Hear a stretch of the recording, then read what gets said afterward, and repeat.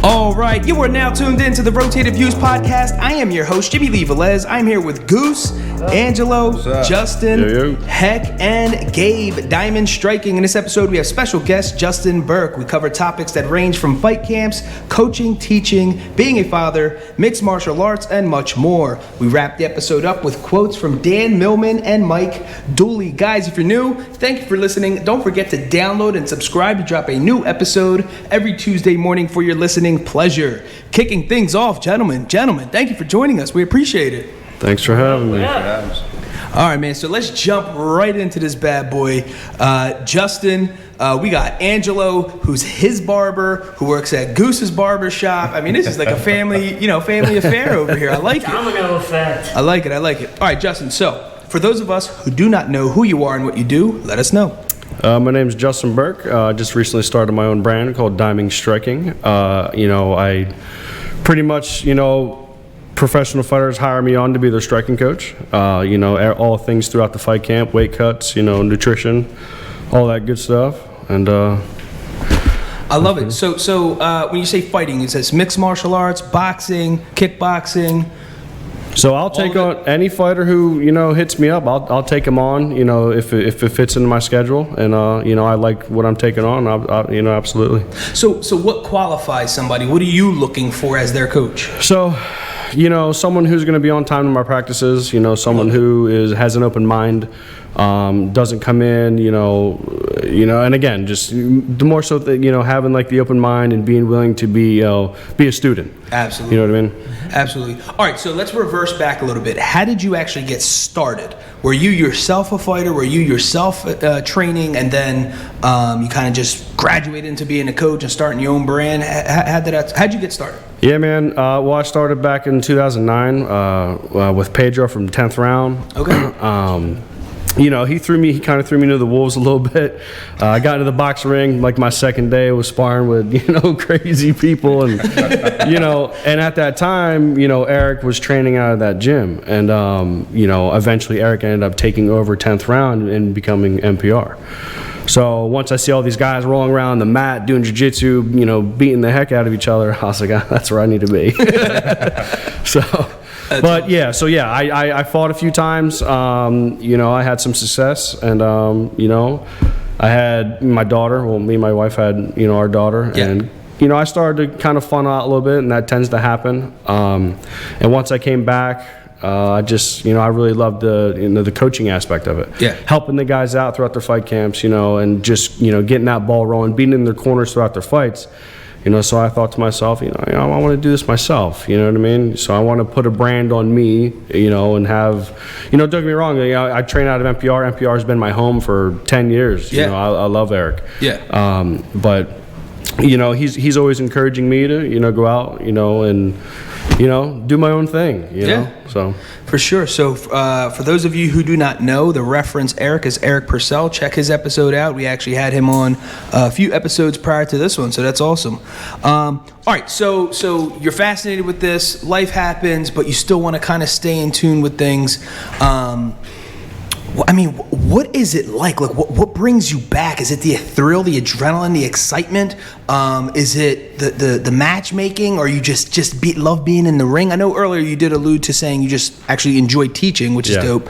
But for mixed martial arts itself, what brings you back? You said it perfectly. Yeah. the lights, man. Yeah. The lights, the noise, the chaos, the controlled violence. It's just in my blood. Yeah. Without it, I'm absolutely nothing. Yeah. I love helping out my guys and seeing them do well. That's the big thing for me. But yeah, man, that controlled violence is. I love it. So a lot of people use this as an outlet for multiple reasons, right? You have some guys who, as you just said, may have a temper and want to structure, how they, exhaust the violence. Then you have some people who just want to do it for the exercise and the fitness of it. Then you have the guys who want to compete. Yep. So how do you guys determine that what this person is, or do you do that in conclusion with the person themselves? Like, how does someone determine whether you think they're good enough to compete? Yeah. So over the years, man, we've had guys come to the gym, with not any, aspirations to fight. Yeah. We'll see their technique. I'm like, hey man, you would do good in there, and they're like, oh yeah. And they start thinking, and then you start training them. They're like, okay, let me take on my first fight and see how I do. That's how a lot of this happens. Some of these guys have no, vision to fight at all, and they end up being great. That's awesome. But the guys with the tempers, they'll funnel themselves out. Yeah. They'll come to the gym, they'll try and match someone else's energy, or I see it all the time. The street fighter coming into the boxing gym, it never works out. Yeah. So they'll come in, they'll try and pump their chest, and they'll be humbled by a 15-year-old kid, and and they go back, playing video games, wherever they do. So one thing that fascinates me is the bounce back from injury. And the reason why I say that, how important is it for when someone's considering competition to have the ability to, I don't want to say take pain, but take a punch, one, or two, bounce back from someone popping your elbow at a place or something like that? What is like the resilience there? Is that, or how important is that for someone to actually take a punch? It's all adrenaline. Yeah. I've been hit pretty hard in my time. And as the adrenaline's going, you don't really feel it. I've broken my foot, my wrist, stuff like that. And once you're done, you get out of the shower, you sit on the couch, like, try to get up, like, oh, uh-oh. So most of the times right away. But taking a punch, man, it's just more of a mental thing. If you take a punch, you got to be able to keep going forward. Yeah. If you shy away from that, it's just not for you. Yeah. What about injury recovery? Right, so there's people recover a bunch of different ways. You have people who are very aggressive. Yep. The classic one has nothing to do with fighting, but I'm always remembered. Everyone here remembers when Terrell Owens snapped his ankle in half and was back in the field 4 weeks later. It was the most incredible thing anyone's ever seen. You have people who are like that, are super aggressive to get back in, and there's fighters, plenty of examples of that. Then you have people who, I don't want to say baby it, but they nurture it a little bit longer. Is there a good or bad, or is it just a personal choice? I always feel like the guy who gets back in there too soon is risking injury again. But I guess it depends on the person, right? I mean, it really does. It depends on your mental state and how bad you want it. I've definitely been on the side of rushing back from injury than setting myself back even further. So exactly. But there's guys who are in fantastic shape and they can get away with that. It's no fighter. And I promise you this, probably in every single roster, regional scene, UFC, nobody's 100% healthy. Not a single person. They're dealing with one or two things at, bare minimum, you know what I mean? Yeah. No, I mean, I remember hearing a wild stat. I want to say it's Lou Gehrig. Lou Gehrig, the famous New York Yankees baseball player, I think after he retired, as you guys know, earlier in baseball creation, the baseball gloves were not as padded as they are now. Well, they found in his hands, they took an x-ray and he had 50-something fractures in his catching hand. And he was playing with it, so playing injured obviously is a thing. And I'm always fascinated, behind the scenes, we've seen a couple things with boxers, how much sacrifice you have to do to make weight, the dieting, the training camps that you're going through. It's months and months and months of preparation, and then all of a sudden the dude caught COVID, right? And you're just like, oh my gosh, bro. That is such a mental trickery that's going on in your mind. So talk a little bit about the prep leading up to an event and how crazy things, there's so many moving parts. So, as of right now, we have about, I'm cornering about 5 or 6 guys coming up here April 1, April 2, and April 15. Nice. We are already on their weight. We're already monitoring that, what they're eating, how they're exercising, their food intake, their water intake. That, a lot of that goes into that. So we try to schedule everything for about a week out to where they really start making their cut. Usually about a day out, we'll go sit in the sauna with the sauna suit and cut 5 to 7 pounds out. I try to get my fighters into that range. Anything over that is kind of extreme. There is guys who, can cut 20 pounds in 2 days. Wow. But that's pretty intense. It takes a huge toll on your body. So all my guys, I like to monitor it and get them in the 5 to 7 range the week of, and then they start, cutting back their water. So before, the day before weigh-ins or weigh-in day, we're sitting around 4 pounds out. We go sit in the sauna suit, rub Abilene all over your body, get the sauna suit on, sit in there for an hour, hop out, go weigh in, and start rehydrating. Okay, so for those that don't know, explain weight and what you have to come in as. So there's weight classes, obviously. Yep. So there's let's just say a classic 165. If you have to be 165, what is your range at weigh-in? Well, I mean, you get a pound allowance. Just 1 pound. 1 pound. So wow. Yeah, that's how insane this is. You have to be 1 pound. Crazy. Yep. And now that I'm thinking, like, we all know, like, the cheapo scales that we have. What if your scale's been off? It's like that's kind of crazy. Listen, you're risking a lot. Yeah, so we kind of weigh ourselves on 3 different scales. It all goes into that. You got to make sure you're on, and plus you get a pre-weight too. You can go to the arena wherever you're weighing in and check your weight. If you're over, you're going to be hitting the parking lot with a sauna suit on, running around trying to cut the last of the weight. I mean, it sucks, but it is what it is. But there's a lot of guys who come in over as well, and they'll screw their opponent. Yeah, I mean, we've seen it. We're waiting for a guy to fight for however long this was getting promoted, and the guy was like, his opponent was like not even close. It was like 12 pounds over, and it was the most obnoxious. No, it was disrespectful, actually. To me, it was like, dude, there's too much time, energy, and money going into this for you to be 12 pounds overweight, and you yourself are saying you have to be within 1 pound. But that goes on a lot. That's a popular thing for people to do, especially for a below 500 record. To come in, they just want to pad their win or try to get an easy win. They'll try and mess with the weight a little bit. But the athletic commission will fine you. I mean, they'll take some money out of your purse. But it's up to the fighter if they want to continue to go through, with the fight. So. Wow, so I didn't know this. So they'll actually consult with you, with the opponent, to say, hey, obviously he's overweight. Do you still want to go through with this? You're going to get a portion of his purse. Yep. Blah, blah, blah. Oh, yeah. Okay, so there's negotiations in between. Yeah. It all goes into. I just remember I had Eddie chugging water even before he stepped on the scale. Just to get it up. Just to get his weight on, so that there wasn't such a huge difference. It was a hell of a fight. But how much of a difference do you allow to happen? Like how much weight? Like, obviously, if he's 165 and the dude's coming in at 170, the 5 pound difference, is that going to make it, like, you have to watch what's allowable, yeah, what's allowable? That's not allowed. You know what I mean? It's not allowed at all. Right, you know what I mean? You're only allowed a 1 pound allowance. So if, say, the weight class is 170, welterweights, you got to come in at 171. That's the most you can do. Right, but what we're saying is when you're negotiating, you guys know he's 6 pounds over, and then you're like, do you still want to go through this? Like, what is an allowable? I mean, as a coach, what would you like? Like, if some dude comes in at 12 pounds, is the league themselves not going to allow this to happen? Yeah, I'm not really too sure. I can't quote it the exact number, but that would be way too much. The fight would be scratched automatically. Okay. 4 to 5 pounds. Yeah, I'm assuming 5 pounds. Yeah, but you got to think too. Like if that person doesn't make weight, they're obviously going to be the bigger fighter the next day. The next night, and it does make a difference. They're going to rehydrate better. They're going to be bigger in size. There's a lot of it that goes into it. That's why they're meant to meet at the same weight. So talk for the listeners who are unaware of what it means at walk-around weight. They say that they throw this around a lot versus when they're going into an actual match or a bout. Explain what that means and the significance actually of it.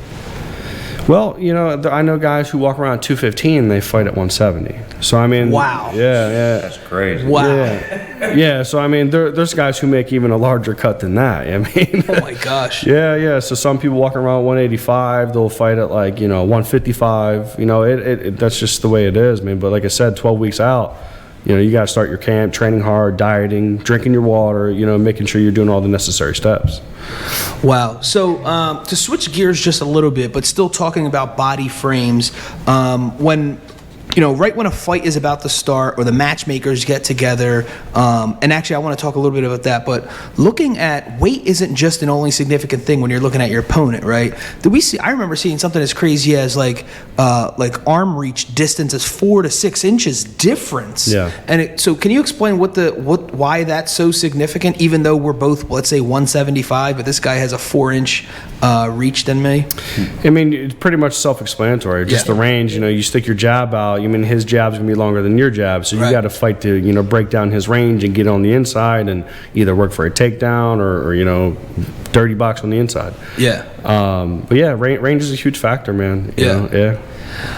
So explain a little bit about matchmaking. When are you getting involved, and when does a fight makes sense versus does not make sense for your guy to go and go through it?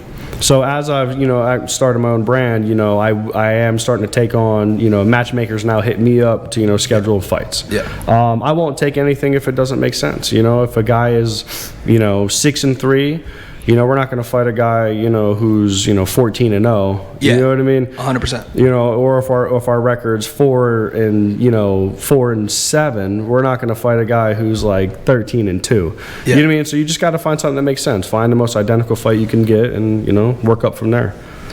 So a lot of and this is more so boxing than it is MMA, but it's still combat sports, is a lot of guys, the knockout punching or, first round knockouts, people are saying like it sells tickets because it's entertaining, but it doesn't last, and you have this event that was supposed to go for 4 hours, it's done in 2 hours.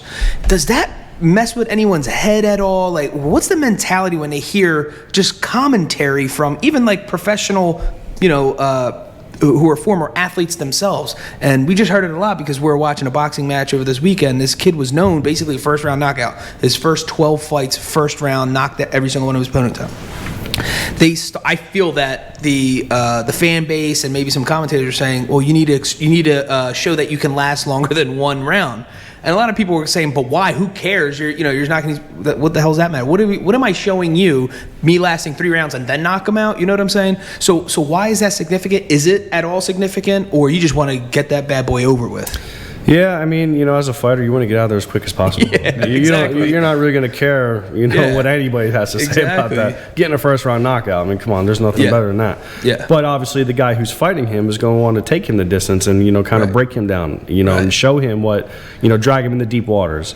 It happens, man. There's a lot of upsets, in boxing, UFC. It happens. Undefeated guys who come, get their first loss, man. So as a coach, that's your guy, right? You've been training with this guy forever, especially during, you guys become close, you're boys, and let's just say you're in a scenario where it's not looking good. Or it doesn't have to be you in particular, just anyone. At what point do you guys talk about that? When does the coach throw in a towel versus because I always feel like the fighter himself's not gonna quit. And we've seen some nasty fights.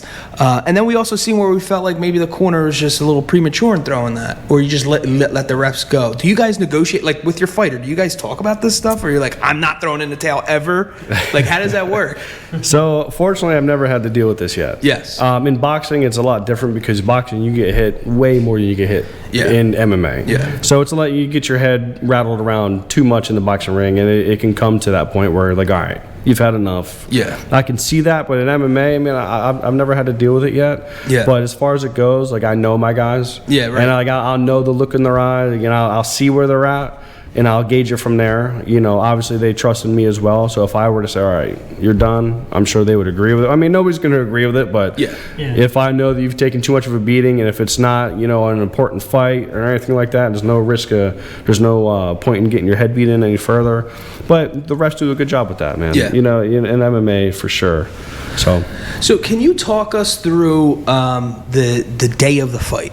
What's going on? Like, how are you prepping mentality-wise? Because some people could get, what kills me, or what fascinates me actually, is if I woke up that morning, I would feel like I would lose so much. I just had adrenaline, so much excitement, people hitting you up on, social media, your family calling you, it's like draining. How do you guys avoid that and be in tip-top shape when you're going in? Like, all we're seeing really is their hands getting taped in the back, headphones on, listening to music, and then they're walking in. But there's a lot that's going on behind the scenes that is a lot of pressure. Yeah, fight day sucks, man. Yeah. What I tell my guys is cut the phone out. Get out of the world for a little while. Yeah. But fight day sucks. You're sitting around, you're waiting all day long. You're waiting for your time to shine, So there's a lot of resting, a lot of sitting around, a lot of game planning, talking, going over situations, shadow boxing, stuff like that, getting warmed up. But yeah, as far as like the distractions and all, I tell everybody, listen, if you're gonna sell tickets, sell them up to about 4 days up to the fight, and other than that, don't deal with none of that anymore. Yeah. It's go time. Yeah. So I mean, there's your fight day, man. You sit around, you wait. It sucks. So Do you have guys that are when they're going out, they have a particular, like, you won't take a particular fight because of where it's at, geographically speaking, or you're just kind of open to whatever, or is there a strategy behind that? Because you have folks, let's just, one of the most famous MMA fighters coming literally from Ireland, flying over. There's a whole strategy to that to get used to, you're not having a jet lag in the ring or anything like that. So they're here almost a week plus. So do you guys take that into consideration, or is it kind of, so far, kind of been local enough where it's manageable? Well, the high-level guys in the UFC, obviously, you're traveling no matter what. Yeah. I mean, that's a gimme. But the regional scene, we can pick and choose. Yeah. Yeah, absolutely. Yeah. How do you prepare for the opponent? Are you going through videos? Are you consulting with other folks who maybe have previously fought this guy? How do you, I'm trying to think of like the art of war. Like, what's the mentality there, basically breaking down your opponent? Yeah, day one, as soon as we, sign the contract or lock in the fight, we're, as soon as we get our opponent, we're breaking them down immediately. We're getting any footage that they have, we're breaking them down, how he moves, how he throws his punches, his takedowns, everything. Just spending 12 weeks of just breaking one particular guy down. So, obviously there's an unfortunate part where they'll end up getting injured, they're backing out, we get a new opponent. It's all mental. You just got to continue to, keep going. So do you have your fighters change your approach per your opponent? Or is it kind of like you're going in with, and I mean your fighting style, or do you keep your fighting style and then you're kind of going to what you've seen on the films, what they're going to do next, or very predictable moves? Do you change your style, or you kind of just stay in your style and then you kind of make appropriate adjustments? We make the appropriate adjustments, but we always evolve. There's never just one fighting style, but we tailor it to the opponent. If he stands tall, if he stands shorter, if he stands long, if he's a wrestler, if he's a striker, right. we tailor it to everything about their opponent. So speaking of which, flip that around. Yep. Are you, when your guy's probably a better striker than he is on the grappling, do you kind of try to finesse the opponent in that sense too, and you just kind of make it wet, like put all the odds in your favor? 100%. Yeah, we always have to train for what they think that we're going to do. Yeah, absolutely. That's awesome. Yeah. All right, so let's talk about diamond striking. Yep. Right? And so the evolution of this, you have a hoodie on right now that it's literally a diamond with a crown on top of it, diamond striking on it. How did that come about? Why diamond striking, and why does it resonate with you? I kind of don't even know where to begin with this. This could begin with day one, from a childhood until now. Yeah. I don't know if you guys want me to. Let's go. Sorry. Absolutely. Let's hear it, man. Hey, listen. So for those of us listening right now, you all know we've had over 285 episodes prior to this, and one of the biggest comments and commentary and feedback that we get is hearing people's stories. So if you don't mind sharing a little bit about your story, we don't need to know like your third grade teacher's name or anything, but but just if you want to share your story, that's inspiring to people, and a lot of folks can relate one way or another. So absolutely, whatever you want to share, we're here. It's been kind of a wild ride. I'll be 33 in December, so 32.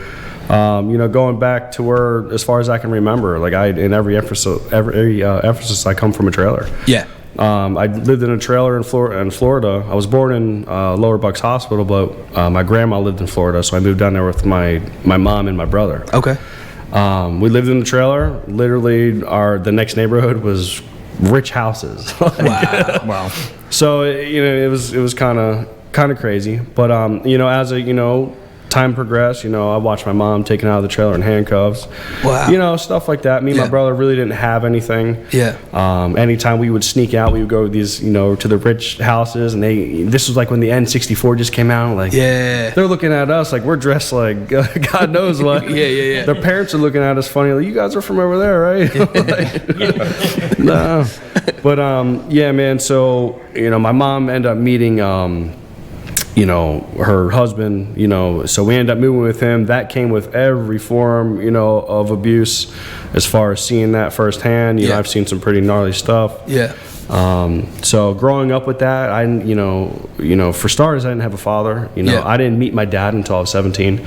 So I was stuck. You know what I mean? My little brother has a different dad than I do. Okay. So his dad eventually ended up coming to get him. So it was just me, with 2 other stepbrothers, 2 stepsisters, and we were moving from Florida to Massachusetts, back to PA, back to Florida. Wow. Every 2 weeks, my mom would pack her stuff. All right, it's time to go. We would go to grandma's house that lived in Florida. I don't know. I mean, I can see it now. Like, I don't know what kind of mind games they were playing, but we would go back to his house. We'd be stuck there. Then, my mom gets her butt whooped again, and he'd be whooping on me. And, it was pretty bad. So I moved around up and down the East Coast in different schools. I could never have a friend. Yeah. Because we moved around so much. Like, I could never get settled in. Yeah. I had no structure whatsoever. Like, I'm talking, Christmas time, like my aunt from up here, like she would have to hide buying me like a BMX bike or clothes, and make sure you don't tell him. We would have to hide it, because whatever I got, they would have to get too. Like it was just like, it was kind of crazy, and they would, Christmas time they would get all this stuff, and like I would just be sitting there like the redheaded stepchild, man. It was it was pretty crazy, to deal with like the neglect and and stuff like that. It really kind of, it just, I don't know. It's like hard to say. Like I just didn't have any structure. Yeah. I didn't know where I was going. So we're talking in the teenage years. My mom got pregnant with my little sister from him, and we ended up finally leaving. So at this point in time, we lived in Massachusetts. I think I just had met like my first girlfriend.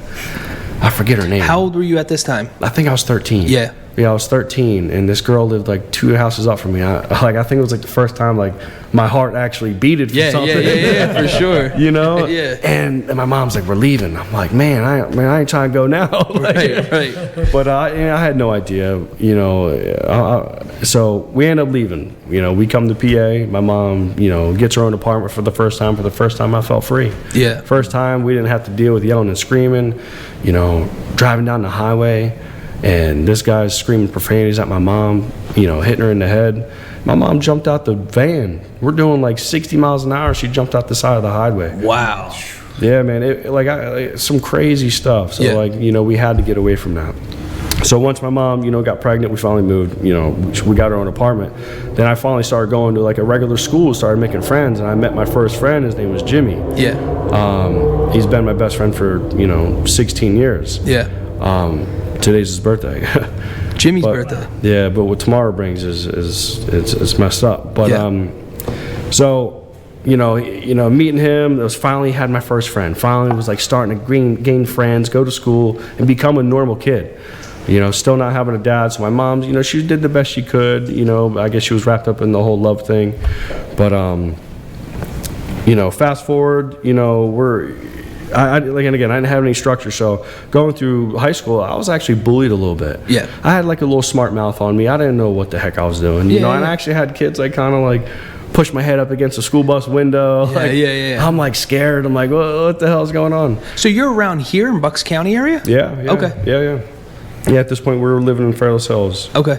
So anyways, fast forward, I'm in 9th grade. I end up getting kicked out of Pennsbury because of a stupid fight. So I end up going to a school called CSF. Okay. I literally did like 2 + 2. Yeah. You know what I mean? Yeah. You know what I mean? Just the simplest stuff just to graduate. I have a Pennsbury diploma, but I didn't learn a single thing there. But what I did meet is a guy named Kevin. Okay.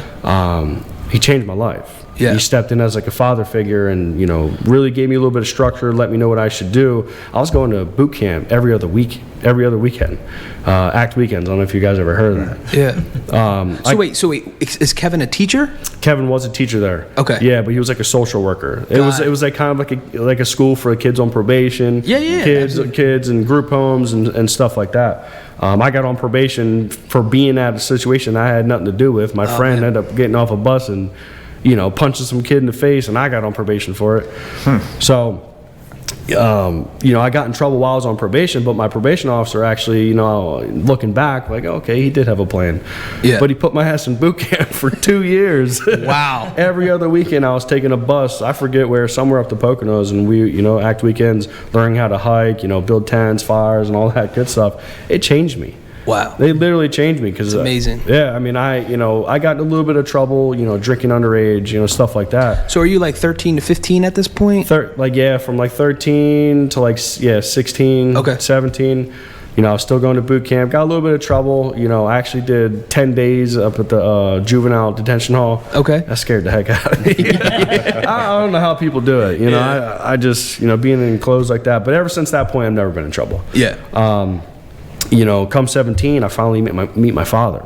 Wow. I come home one night. My dad's sitting on my couch. He's all drunk. And the first thing he does is he shows me like a karate move, and he smacks me in the side of my head and smacks me in both my ears. Boop, boop. I'm like, yo, what?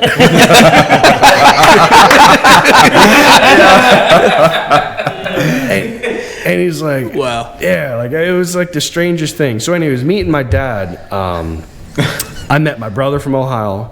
I have a sister in Alabama. I have another sister who lived in not Westchester, Philadelphia. I have another sister in Louisiana. Wow. And all these nieces and nephews, and another one in South Carolina. I have all these siblings that I had, grew up never knowing. Yeah. I'm super close with my brother now. Me and my brother are so tight. Yeah. Him and his kids, my nieces and nephews, but he lives in Ohio. Okay. So we make that trip, multiple times a year. I'm always back and forth. Either he's coming out here or I'm going out there. So there's a lot of good that came from that, obviously me and my dad still have a relationship. It's been rocky. It's kind of one of them things I didn't meet you till I was 17, so there was a lot missed. But we've established, it's pretty good. Yeah. But yeah, man, it's been a wild ride. It's been a little crazy. But so we're talking when I first meet my dad. Shortly after I end up joining that boxing gym. Okay. That was the first kind of structure I've ever had. So once I started getting into that, that's when I was like, and I started learning. Going to the gym regularly, I was smoking cigarettes as a teenager. Yeah. I stopped doing all that stuff. Yeah. I just started following people who have success in this world and pretty much following the leader, in a good way this time. Yeah. So now we're talking 10 years past tense. That's pretty much where diamond striking comes from, because I didn't have nothing growing up. Yeah. So finally having something, that's mine and something that I'm good at. I'm not good at anything. I can't build you a house. I can't change your outlet and you know what I mean? I can, hardly turn a wrench on a car, but what I'm good at is the knowledge of, fighting. Yeah. And, fighting myself. Yeah. So, and being a leader to people who don't really have structure. Yeah. My heart goes to where this troubled teen is, who doesn't have a dad. That's my soft spot. Those are the guys I want to eventually have my own gym and work with that core group. That's what I care about. Yeah. Working with professional fighters, it's all fine and dandy, but I want to actually make a huge impact in someone's life. So that's pretty much why I started diamond striking. Okay. So that's where I'm going with that eventually. Yeah. So I like it. Yeah. I like it. So wow, heck of a journey, man. Yeah. And you're just scratching the surface. I can tell there's so many more millions of details in there. I got one. You said so after you met your father, you started going to the boxing gym. Now, was that because he came out with you some karate chops, or was it because something that you felt, or literally boxed his ears in? Yeah, nah, man. I don't think it had anything to do with that. I think it was just more of a thing that I just walked in on one time and just maybe like my dad was telling me he used to teach karate growing up, but my dad was a Rolling Stone in every episode. He plays in a band, drives a Harley. Yeah. He's telling me all these crazy stories and stuff. So, but yeah, I mean that's. I don't think it resonated with that. I just kind of did my own thing. Yeah. So, was that your outlet? You think? Oh yeah. Boxing was I just found something that I can release. Yeah. Let go of all this craziness. Yeah. In a positive way. Yes, in a good way. Yes, and it was like you said, the most structured you've ever been, but you're able to release it all the negative. So, doing boxing and MMA, I used to struggle with real bad depression, anxiety. Obviously with my upbringing, it brought a lot of that. Yeah. The one thing I do highly recommend, if you want to break that, go in there and hit a bag. Yeah. If I don't get punched in my face at least once a week, I'm upset. Like I'm not okay. You know what I mean? Yeah. So like, you know, you got to feel that, and you know, it's a huge release. And again, without that, I'd literally be nothing. I don't even know where I would be, honestly. You know, obviously with the boot camp and everything else like that, it changed me. But without this, I have no idea. I'm not good at anything. You know, I have no idea. It's amazing, man. You have a crazy story that's it's powerful when you share it, because there's a lot of people who live the exact same things that you just described and go the other way. Yeah. Yep. The fascinating part is that you grabbed that and you internalized it in a way better outlet than you know, some other people might have. I'm not sure. What made you want to turn it into something positive, though? Was it because you mentioned several people who positively? You mentioned Kevin. Yeah.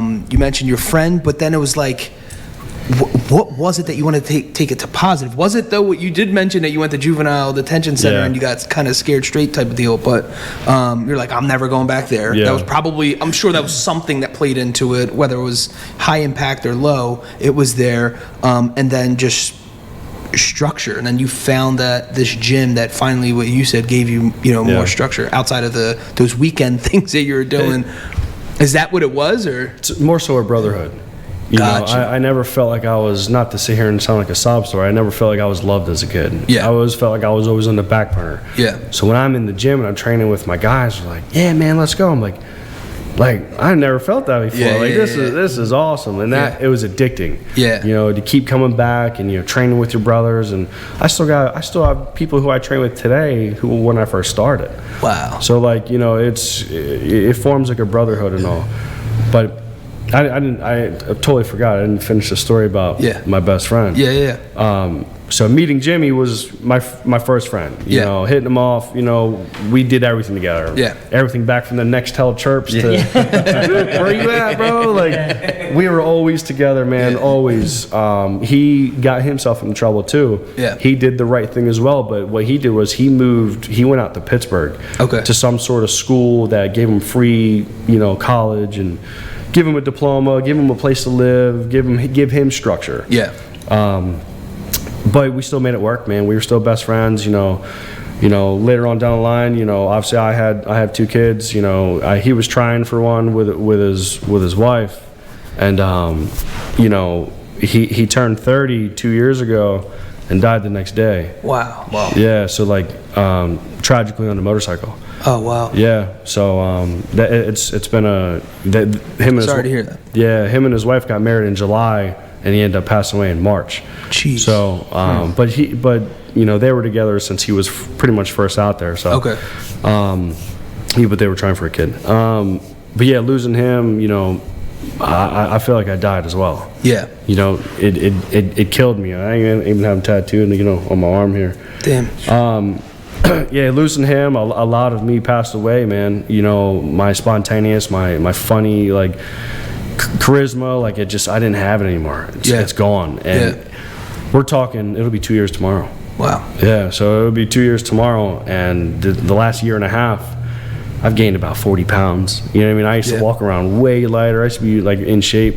I'm just, with everything I'm doing with Diamond Striking that you guys see all on my page. Yeah. I'm using that. I'm using him as motivation, because I sat around for a year and a half drinking beer. I wasn't an alcoholic, but on the weekends, me and my buddy would kill a 30-pack on an easy night. Yeah. So, I had to find my way through that entire maze, because everything else that transpired after he passed away just made it way worse. Yeah.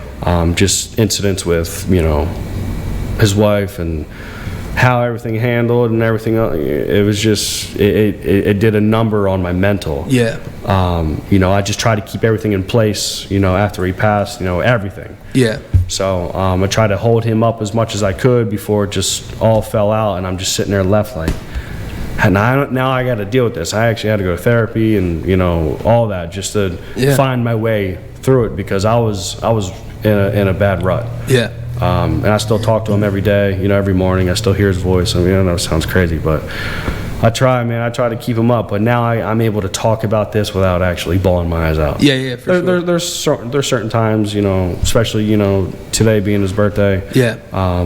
we tried for our lantern lighting. Yeah. It got rescheduled. So just a little bit of background. We were scheduling Justin. Justin was here. I came with my boys to get haircuts, and we just kind of kicked it off. Goose and Angelo introduced us, and we're like, dude, we got to get you on the show. And we booked it like multiple times, let's just say, just to scoot around some things.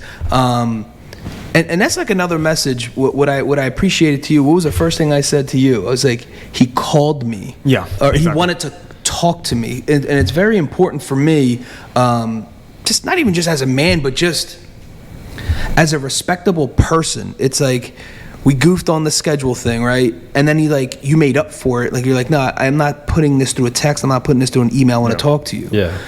I thought that was like the dopest thing ever, because the guys know the mess we go through with guests. Yeah. Just bailing on us, not responding, Yeah. have us rooting for them all up until 20 minutes before the thing and just never show up, and we're just sitting here.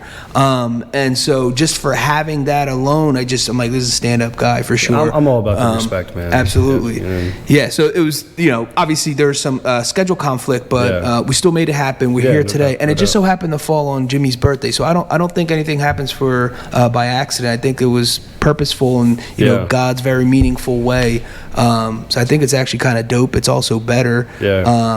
And it felt like it was natural the way it just happened. Yeah.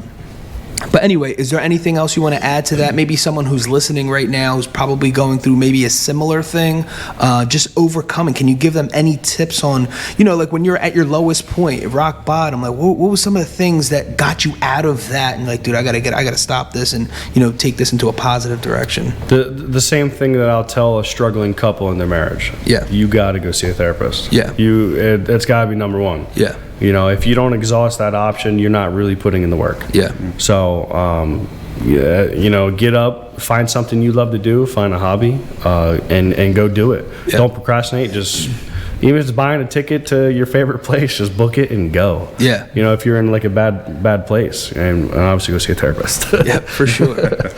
All right, so let's switch gears a little bit. Powerful stuff, obviously.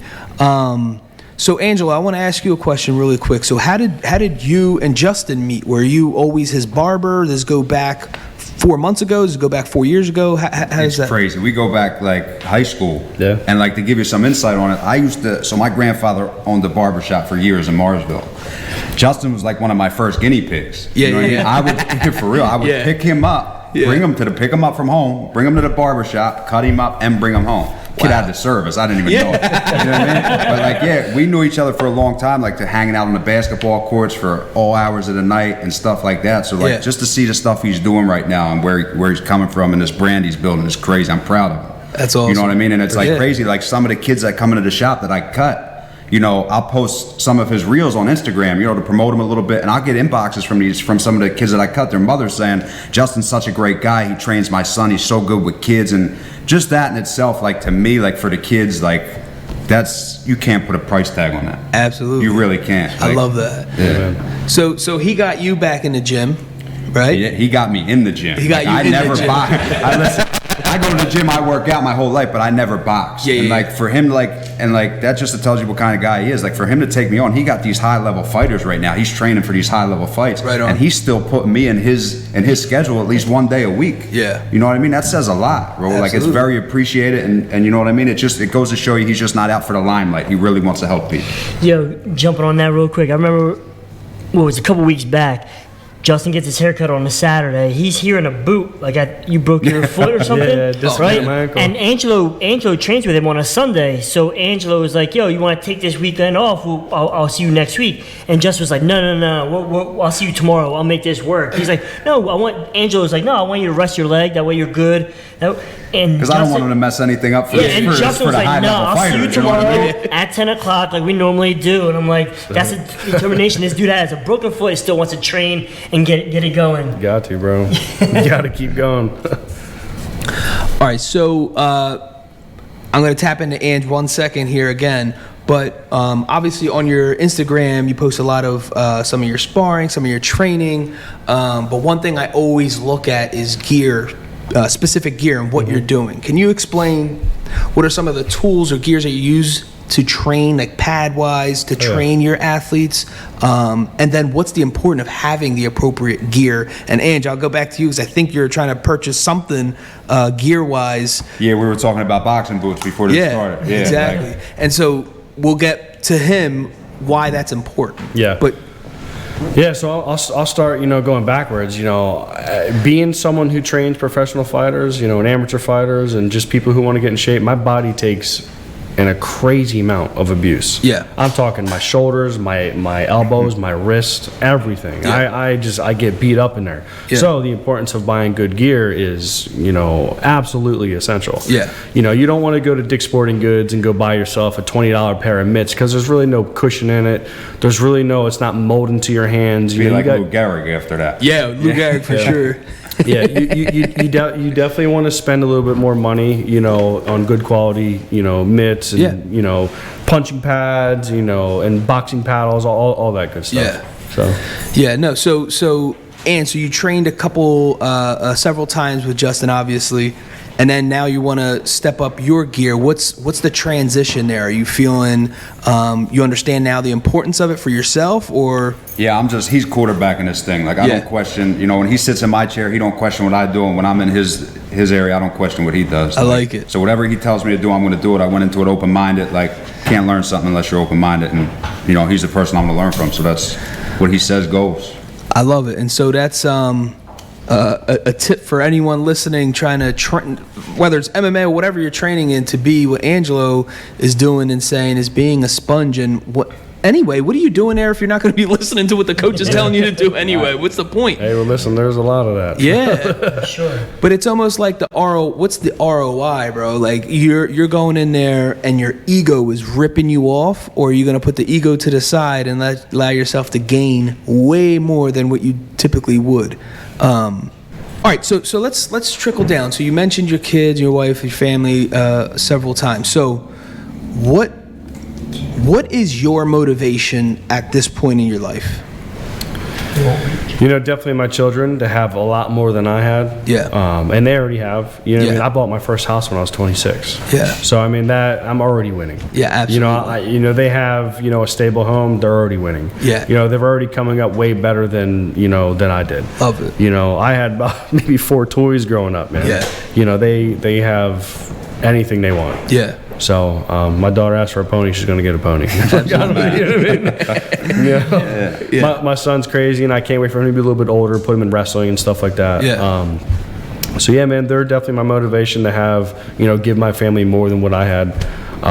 And just to have something of my own, to feel good about myself, to feel good with my fighters having success, and stuff like that. So I ask our guest every single time, I love hearing it. How do you manage work-life experience, right? And the reason why I ask is because we know there's going to be moments where, like when you're in a training camp or a fight camp and you're prepping for an actual a fight with a date on it. Obviously, it's going to be a little bit more crazier than if it's another part of the year. So can you explain how you balance all that? Even us scheduling this was a balancing act, right? You're going back and forth with your wife's schedule, and you're like, all right, we can make it happen. So explain how you balance all that. It's hard, man. Yeah. It's hard. It's, we have to correspond with my wife's schedule, my work schedule, and that's not easy in itself. Yeah. So I'm literally cramming a lot of this into my life. I'm nonstop pretty much all day. Yeah. So got to be meeting people at 4 o'clock, 5 o'clock, 6 o'clock, teaching 3 classes a week, so it's, I'm trying to put it all in there. So. Yeah. And 3 classes a week at NPR. Okay. Outside of that, it's just all one-on-one training with all my fighters. Wow. And do you train out of NPR as well? Yeah. Okay. Yep. Awesome. All right. So, what is your recommendation to someone who's probably whether they want to approach fighting on a more serious note, or someone wants to transition from being a fighter to a coach, and they want to pursue that dream? What is your recommendation, or maybe something you could say to the younger you while you're making that transition that might have made it smoother? I went about the right way. Just make sure you're taking advice from people who have success. Yeah. You don't want to look at the head case fighter who's gym hopping and, is always critiquing other fighters and talking about people behind their backs. Stay away from those people. Yeah, for sure. Stay away from the people who have success, world champions, those are the people you want to, follow in their footsteps. If you don't choose to be an active fighter, just make sure you're taking, good advice from other good coaches. Yeah. Iron sharpens iron. That's just how that's just going to go. And that's all there is to it. Just get in there and train. I love it. Ange, this one's for you, man. So me and you go back and forth all the time, sending each other positive messages, just technically being in each other's corner and rooting each other on. What is the importance of having one support, or at least someone who's just going to be a positive influence instead of there's so much negativity out there, and we're on a touch and go basis, but still it's at least something, there's a positive. What's the importance of having that mentality outside of all the negativity and chaos we got going on around us? It's crazy. It's amazing. My grandfather used to tell me, show me who your friends are and I'll show you who you are. Yeah. And I never really understood that till I grew up. I hang around with a lot of the wrong people, but just having that one positive person in your life can change the world. Like if you want to make money, hang out with people that make money. I'm at a point in my life where I just want to hang out with good people. Yeah. I want to be around good people and not have to worry about nothing. Yeah. And that's what I'm starting to surround myself with, and it's great. Like when we first did this training thing, I was like, yo, you can come to my gym. He's like, yo, I'd really appreciate it if you come to NPR and train over there. And that's the best thing that happened because I get to see some of these kids in there and like just the unity in there. And just like he said, the brotherhood, you could sense that as soon as you walk in. And just to be able to experience that for an hour out of the week, it's something crazy. Yeah. It's a beautiful thing. It really is. Absolutely. That's awesome.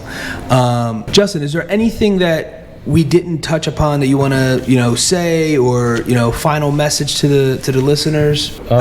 I just, just do what you love. If you have something in your mind and you're not doing it, that's your own fault. You got to get up and just get after it. Yeah. And that's exactly what I'm doing. I'm trying the best I can. Unfortunately, we live in a world where social media rules all. Yeah. So I just started promoting myself, and I'm doing well. I definitely have, an Instagram and a TikTok and all that stuff, and I'm just trying to build my following, man.